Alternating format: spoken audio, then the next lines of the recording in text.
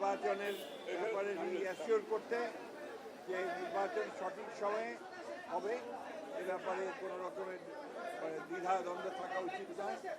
আর recently যে ঘটনা ঘটেছে আমাদের যে রাজনৈতিক নেতা অধিকারী নুরুর রহমান সাহেবকে আক্রমণ করেছে এটা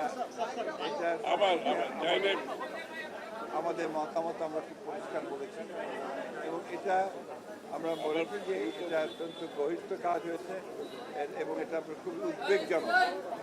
বর্তমান রাজনৈতিক পরিস্থিতিতে আমরা মনে করি যে এটাকে খুব ভালোভাবে গভীরভাবে যে তদন্ত হওয়া দরকার তারা বিচার বিভাগে তদন্ত করেছে এবং আমাদের আশঙ্কা যে নির্বাচনকে প্রশ্ন বিভিন্নভাবে বিলম্বিত করার লক্ষ্যে এই ধরনের কিছু একটা শক্তি তবে এর কোনো সুযোগ নাই।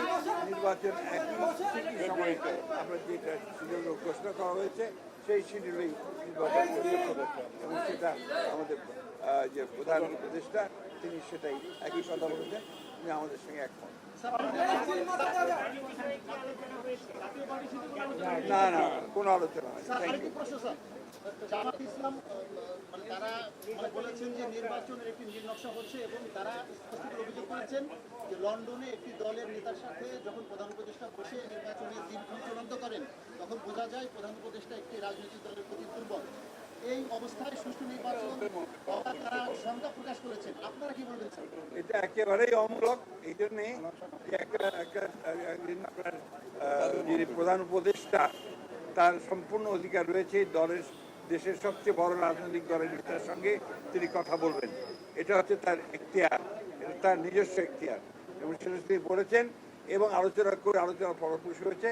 সেটা গোটা দেশবাসী অত্যন্ত আশ্বস্ত হয়েছে এবং নির্বাচন যে ফেব্রুয়ারিতে হবে এ ব্যাপারেও গোটা দেশবাসী অত্যন্ত আশ্বস্ত।